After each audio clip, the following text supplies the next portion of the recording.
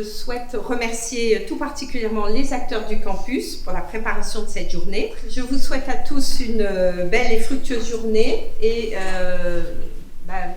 voilà, je vous redis le plaisir qui est le mien de vous compter nombreux aujourd'hui parmi nous pour cette deuxième édition des rencontres normandes de la santé numérique. Le campus Rouen Normandie Santé souhaite être un point d'appel, un guichet unique pour les entreprises, pour les startups qui auront besoin de travailler, que ce soit au niveau de l'université, que ce soit au niveau du CHU ou que ce soit au niveau du centre Henri Becquerel, au niveau de l'hôpital psychiatrique, du CHSR ou des environnements de soins qui sont dans le campus.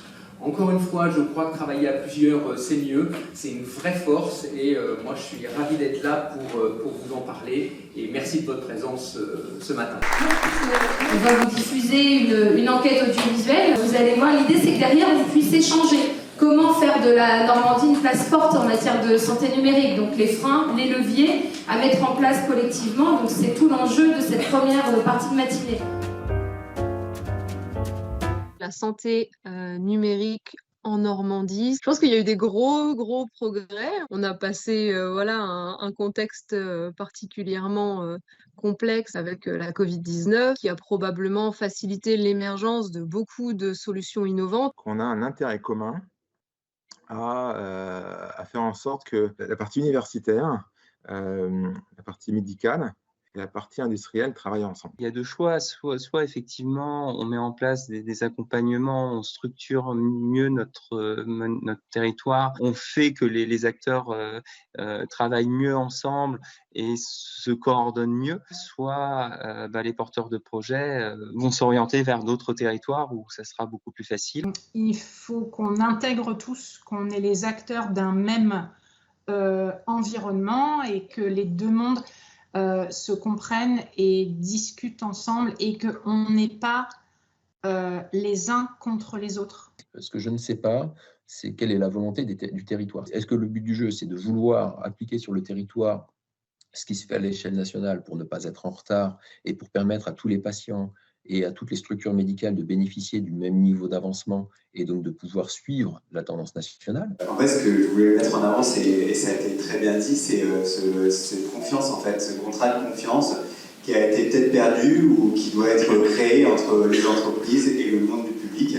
Et comme ça a été encore dit là, dans les différents films, c'est vrai qu'on n'a pas beaucoup d'échanges avec l'extérieur, avec les entreprises, et qu'on reste un petit peu fermé. Nous, on est aussi très tournés vers les patients, leur sécurité, et c'est vraiment ça qui nous porte tous les jours.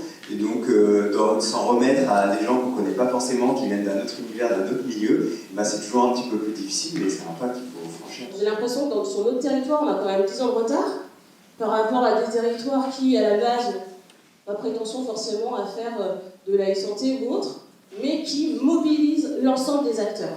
Donc quand j'entends on va réfléchir à, ça fait combien de temps qu'on y réfléchit? La zone de chalandise, elle est mondiale, donc il n'y a pas de problématique, en tout cas pour l'instant, il n'y a pas de problématique de marché. Par contre, en Normandie, on est parfois trop peu nombreux.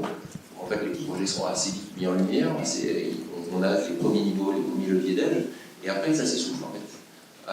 En région parisienne, on a des dynamiques qui sont un petit peu différentes. Et c'est une question en fait, que je me pose. C'est-à-dire que quand on cherche des partenaires, on a parfois un vivier tellement important sur Paris que c'est plus facile d'aller les chercher là-bas que de venir les chercher en Normandie.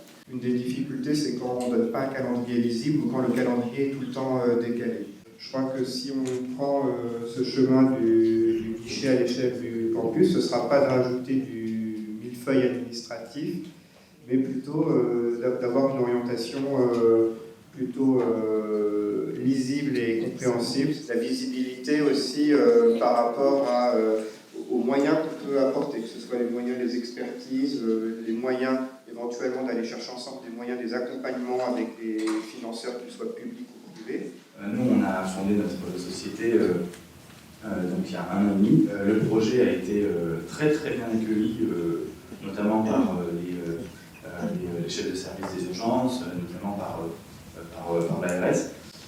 Mais 1 an et demi après, à Caen, dans la région, il ne s'est pas passé grand-chose. Effectivement, on a une temporalité qui est un peu qui ne colle pas avec la temporalité d'une startup, il faut qu'on aille très vite.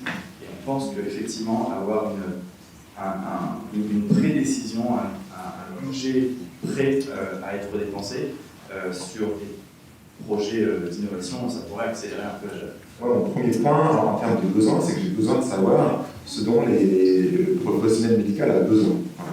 Aujourd'hui, on travaille sur plein de sujets, j'imagine, j'espère que dans son travail, il y a des choses qui vous seront utiles à un moment donné, mais très certainement que ça serait encore beaucoup plus utile si on était connecté avec des gens du métier qui vont se servir à la fin de ce qu'on est en train de créer. C'est compliqué d'investir parce qu'on ne sait pas en réalité au début s'il y a vraiment un marché, on imagine qu'il y a un marché, on imagine qu'il y a des débouchés, on n'est pas sûr. Et si jamais on était sûr qu'il y a des débouchés, on n'est pas non plus sûr d'y arriver techniquement au point de vue organisationnel. Donc c'est très difficile d'investir en début.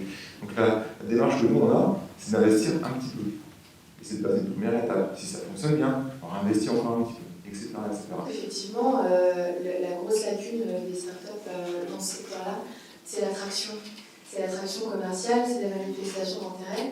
Et il y a une autre personne qui disait aussi que ce serait intéressant pour valider l'intérêt des projets de réunir les personnes qui ont besoin, de faire remonter les besoins des équipes opérationnelles. Et effectivement, c'est important. Mais à la fin, qui va payer ? Est-ce que c'est ceux qui ont le besoin ou est-ce que c'est d'autres personnes ? Parce que finalement, quand on parle de santé numérique, on est au milieu de deux disciplines. Et finalement, quand on va commencer à discuter d'expérimentation, on n'est pas encore dans l'essai clinique qui, pour nous, va relever d'appel à projet, que ce soit au niveau de la région, du national, des PHAC et autres financements comme ça, mais qui demandent déjà une maturité des projets qu'on n'a pas toujours.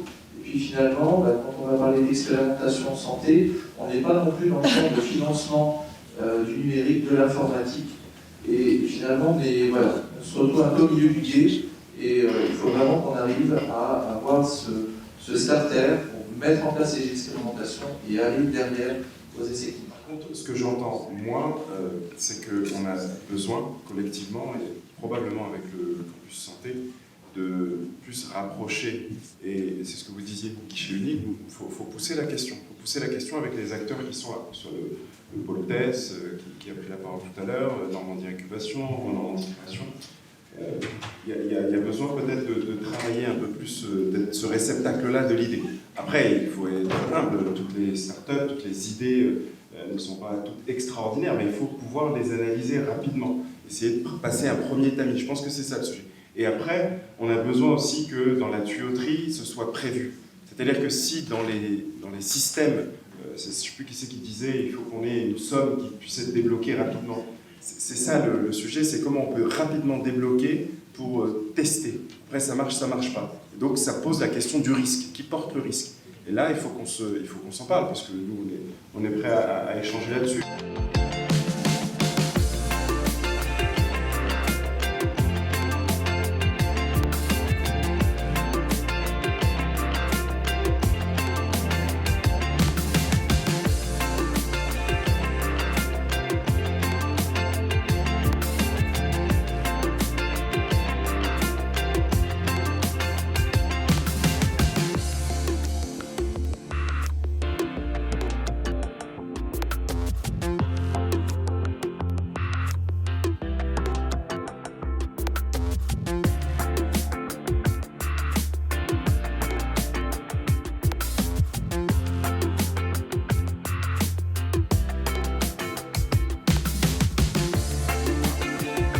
Je pense qu'on est dans une période assez fascinante où on voit bien que la prise de conscience depuis quelques années de la nécessité d'investir le numérique s'est imposée à tous.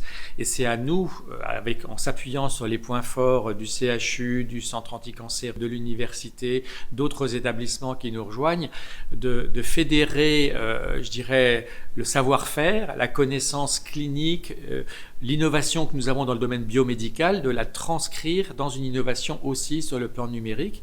Alors numérique, bien sûr, c'est plusieurs aspects, c'est mieux utiliser les données que nous avons, c'est tout le côté entrepôt de santé, et puis ensuite d'intégrer tout ça aussi pour apporter un service nouveau aux patients, que ce soit à l'intérieur de l'hôpital ou à l'extérieur de l'hôpital, dans la population générale. Utiliser le numérique pour du dépistage, pour de la prévention, pour de l'accompagnement dans les parcours patients.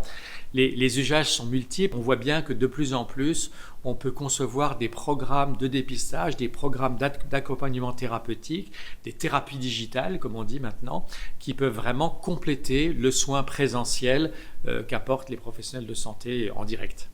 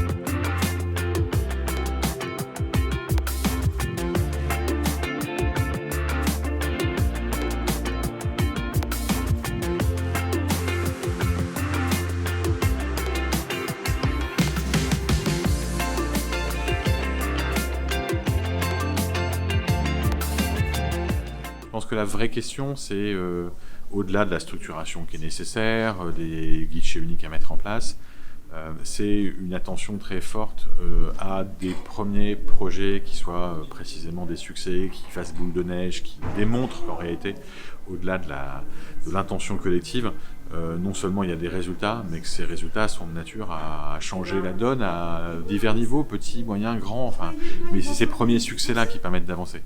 Beaucoup des startups présentes ont dit à la fois qu'elles arrivaient à échanger facilement avec les acteurs normands, qu'en même temps elles avaient du mal à aller au bout, c'est normal, on voit ça partout, c'est le cas aussi chez nous, et je pense que revenir sur une logique de premier projet un peu exemplaire, un peu pilote, se donner les moyens d'avoir des succès collectifs, de les afficher comme tels, de les partager comme tels, c'est vraiment la chose à faire, et on a vu vraiment de très beaux projets, donc il y a tout ce qu'il faut pour.